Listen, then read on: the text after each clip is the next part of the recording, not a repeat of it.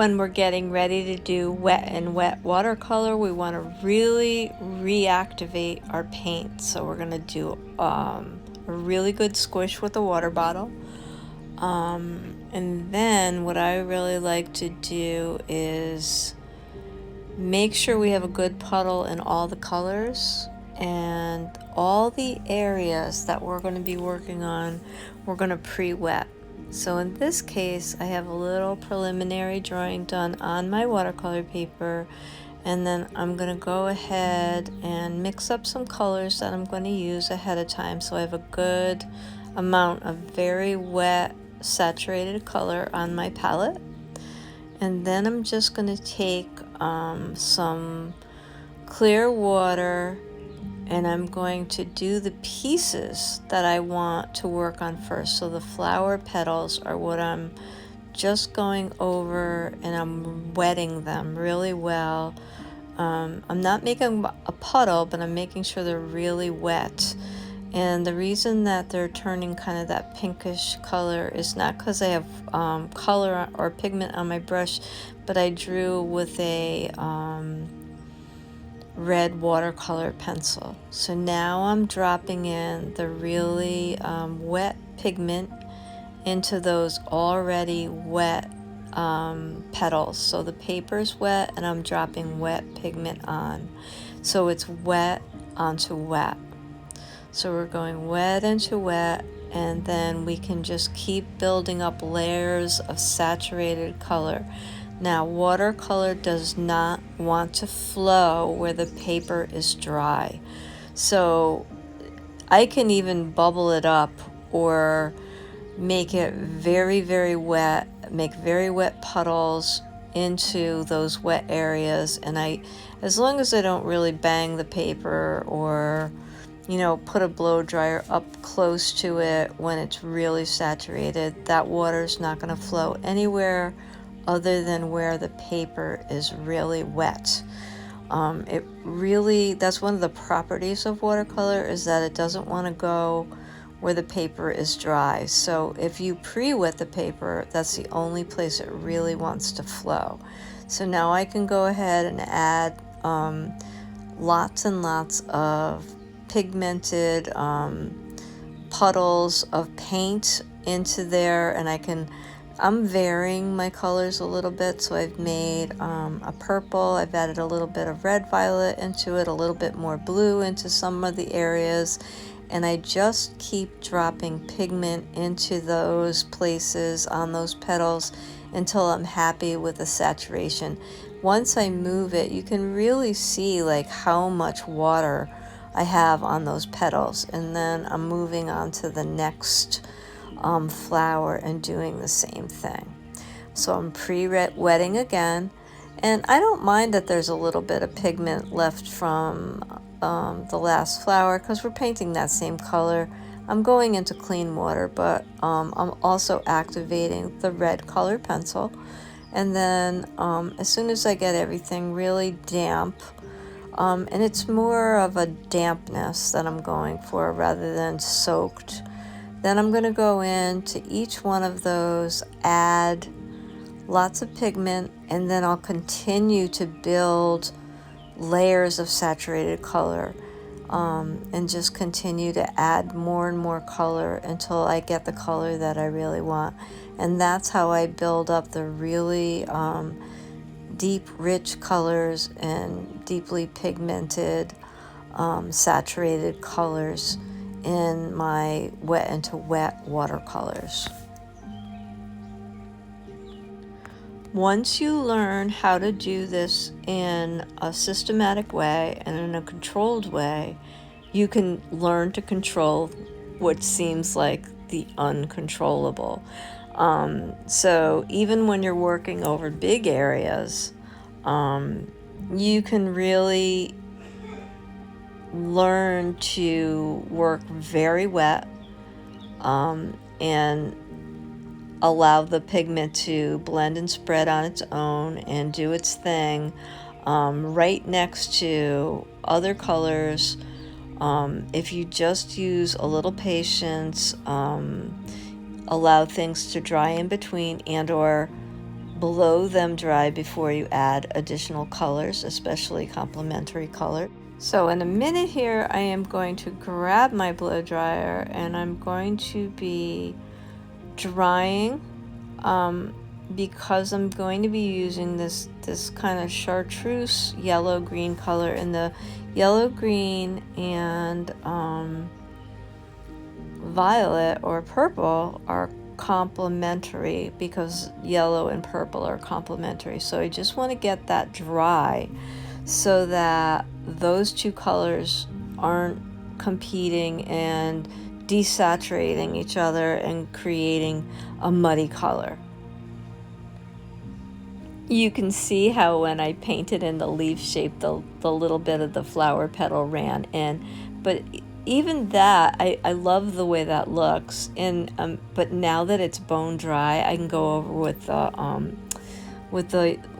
lemony yellow green color, and it's not going to run. It's not going to cause mud because it's dry now. So those are the little things you learn. Don't hesitate to dry in between. If you can't let it dry, you need to make it dry with a heat gun or a blow dryer. Just keep it back. If the blow dryer is too close, you can sometimes push the paint, and it will blow across the page and ruin your painting. So you just need to keep it away from the paper until it's fairly dry. One of the things that people don't realize about watercolor is that in order to build up very saturated colors, you really need to make sure that you're working with lots of pigment in your puddle, and the puddle is the paint that you're working with, not what you scrub out. And watercolor should be the puddle you create with a pigment, whether you're using a tube or a pan. So watercolor should be very wet when you're working with it. So in order for your colors to look really deeply pigmented and really beautiful and intense, you have to be able to create very rich puddles of paint in order to be able to get those colors. So in order for them not to run into each other, you have to either be extremely patient and let things dry in between, or you need to use a blow dryer or heat gun in order to dry them in between. And so just having that one little tool, so that you can dry things in between makes all the difference. Because if you start touching these colors together while they're still wet, everything's going to end up in one big messy puddle, and you're going to end up with a lot of very muddy colors. So do yourself a favor and get just a studio designated blow dryer or a little heat gun. I really like the blow dryer because it's not quite as hot, and I use it for acrylic painting as well. And you don't want anything too hot around acrylics because you can really melt them. I also like to incorporate things like Caran d'Ache crayons and oil pastels into some of my work. So a really hot heat gun will melt some of those things. So I don't really like a heat gun, but I use the blow dryer a lot. So for this background part of the painting, I created a very wet wash with the cadmium red, but I did not wet the paper. So I'm doing wet on dry for the background. So I am using a very wet saturated color, but I did not put it onto wet paper. I also switched to a very small brush because I have all kinds of really tiny places to get into, and I think I did that part with a number 4. I guess that's not so small. I mean, some people would have used a smaller brush, but I'm used to using an 8 for mostly everything. So so the background is not wet into wet, it is wet on dry, and that's kind of important to note. I really like working with very strong colors and dynamic color schemes. So I know this is kind of a loud painting, so I had a lot of fun doing this one. I really enjoyed it, and I had a lot of fun painting it. That being said, there's a lot more possibility of really making a big mess if I'm not careful when things are really, really wet. So again, that's kind of why, even though I'm using a technique that is really super wet in places, and I'm dropping in lots of pigment, and I'm letting things like react with, you know, paint react with water, and kind of letting things happen on their own in a lot of places in the painting. I know how to control the water, and once you learn how to control the water and know how the water reacts with the paper and the paint, it's very freeing, and you'll be able to really do anything with this medium. So in the next clip, we're going to be working even wetter than in this first one, and in a much more loose and serendipitous way. So I'm really obsessed with these oyster shells, and I live very close to Long Island Sound, so I went to the beach this morning, and I can't seem to come home without more and more of these shells. So I try not to pick up too many, but they come in so many fascinating colors, and some of them are just so beautiful that I always end up coming home with at least a few. So today I got this gorgeous one. They're just so full of interesting colors and textures. I also got some of these really beautiful dark gray blue ones, and here's a painting I did last week, and we're gonna do a similar one. I'm just really obsessed with the textures and the shapes and how organic they are. So I just want to do a little demo of one. So I'm using a red watercolor pencil, and I'm just doing a little contour drawing just as a guideline for this. Now this will activate a little bit when I put the water on the paper, but it's a very, very soft wash, and the actual watercolor just covers it up. You can never see this. Pretty much it doesn't really show or interfere with your regular paint. So I always tell people that they could just use a red color pencil, a red watercolor pencil, if they don't want their pencil marks to show, because it literally will get completely covered up, and very rarely can you ever see any kind of marks left behind by this type of a pencil. I generally, you know, if I don't want my pencil marks to show, I'll use one of these.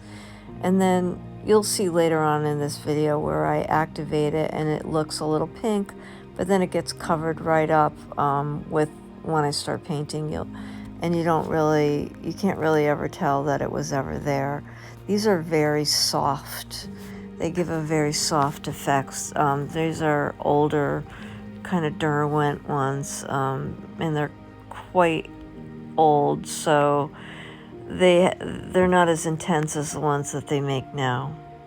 So I propped that up just a little so I could see it better, and now I'm just going to get in there and I'm going to wet the entire area of the shell with water. And I have this little brush that's an older flat brush, and it's really beat up, and it's kind of a cheap brush, so it's perfect for some of the detail that I'm going to be putting down later.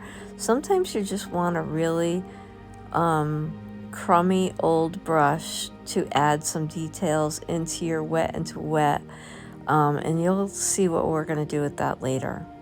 So I have like a number 6 round, a number 8 round, a 4 round, and right now I'm just going to wet this entire shell, and you can see the red watercolor pencil activating, and it just looks like it's a pale pink, just like in the last video.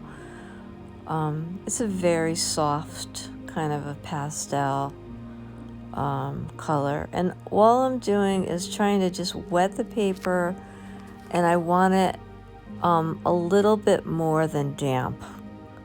And now I'm mixing up some colors that I want to use. I'm mixing up, you know, like a pale gray, some of the yellowy colors I see. This shell had like some blues. I tend to really intensify my colors though, just because I really love color.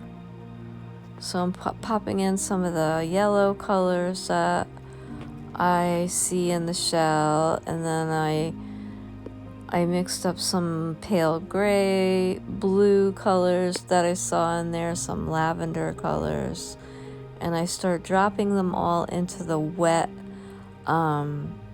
paper, and I'm just letting everything just spread out. Okay, in some areas I'm blotting.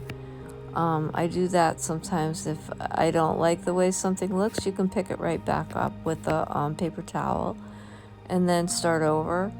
I'm putting some blues, some blue grays, a little bit. I mixed up a little bit of the lavender color, and I'm going to drop some of that in. And most of the colors I do mix up a little bit. Here I'm adding some in, and you can see how wet the paper is because everything just immediately starts to blend and spread. And I'm going really close to the yellow but not touching it because those are complementary colors and everything is soaking wet. So you have to be a little bit careful. Like I'll let it touch the blue but not the yellow. You have to be very careful when you're working with complementary colors and things are this wet. Now I'm going to be using that little cheap little old brush, and I'm going to dip into some really intense colors. And I don't know if you remember, but I pulled the bristles apart so everything was all spacey. So now it has some textural marks that it's going to make when I hit the wet paint to the wet paper. So kind of like almost like a dry brush effect, but everything's extremely wet right now. But you can still get those things. And instead of having like a dry brush mark, as soon as the paint hits, even though the bristles are spread apart, when the paint hits the wet paper, everything starts to fade and blend together. It's a really interesting effect. Where in a dry brush things skip over the top and the edges are sharp, this is a very soft effect because everything instantly starts to blend with the water. So it's really cool. Now down here where I just went in, things were a little drier, so I was able to create a sharper edge by just using the edge of the brush down here. And in some places where it's a little wetter, things will start to spread out. So you can really experiment and play with using things like this brush. Now, in places where I want things to blend a little more, I'm just adding a little bit more clean water and allowing that stuff to blend a little more. And that's what I just did. I just added a little bit more water, a little bit more pigment, and letting things just continue to flow. And now I've gotten a really tiny brush and gone into some of these wet areas, and I'm just adding a little bit more mark making and line work with some of the colors that are already in my painting. So I'm just defining some areas, picking up some of the darker values. I'm doing some of the more, textural parts I'm picking up on, and I'm kind of, you know, just outlining and defining some of those areas. These things, you know, that are really organic sometimes, I really like to, you know, do some, you know, drawing or, you know, more graphic lines on. So that's what I'm doing at this point. And I'm using all the different colors that are in the painting. So I'm varying the lines, like I'm using some burnt sienna, I'm using some yellow ochre, I'm using some lavender, some blue, so that it doesn't look like I just went around it and outlined it in black. Because there's so much variation in the original object that I wanted to kind of keep that feeling. So I varied the line work as well in the painting. So the shell itself, or the inside or the interior of this, is still a little damp. So a lot of this will, in some places it will run a little bit more or bleed a little bit more. Some places will be a little bit more defined because it will have dried a little bit at this point. That's all kind of part of the happy accidents. And so as soon as I'm done, I'm going to just hit it quickly with this blow dryer and get it all ready to do the background. So I want my background to be really loose and a very wet background. I think I'm going to do some salt effect. So once I put some pigment down, I'm going to sprinkle some salt for a salt effect in the background. And so I'm going to really go around the entire shell. I'm not touching the shell. I'm leaving a very small, like, white border, which you probably won't be able to see after I finish painting. But I'm leaving a little white line between the wetness of the page and the shell. And then I'm going to do an extremely wet background so all my colors can blend. You'll see when I start putting the color down. So I'm mixing up a whole bunch of different colors. I'm doing some aqua blue green, and then I'm going to do some more kind of more aqua color. I put in a little bit of pink in one place, and I am going to sprinkle in a little bit of a salt effect on top, just for more texture and to give it kind of an oceany feel. In order for the salt effect to work, the paint should be very wet, and it normally looks best on darker colors. I did put some on the pink and it still came out really interesting. So this process of doing this background, it is just like adding color, dipping back into the different colors, allowing them to blend on the page. I've pulled some off with a paper towel, added some back. When I got closer to feeling like I was almost there, that's when I started adding salt, and you could see me reaching for the salt, and I'm just doing a quick sprinkle and adding it in. I think I still ended up blotting some of the paint off and then adding a little bit more, drawing with a watercolor pencil here, just to add a little bit extra mark making. But the paint is so wet that it's, you know, that's blending in as also blending in as paint. And it's just like a little process where you're adding and taking away and adding more back in until you're really happy. This is a really fun and intuitive way to work, and it also requires that we just kind of get out of the way and let the paint do some of the work for us. So then I ended up blow drying it one more time to get the salt off, and I was really happy with how it came out. I really liked this one a lot. I hope you liked this video, If so, please hit like, share, and subscribe to my channel because it helps the channel grow, and I do appreciate it so much. Thanks for being here, and please come again soon.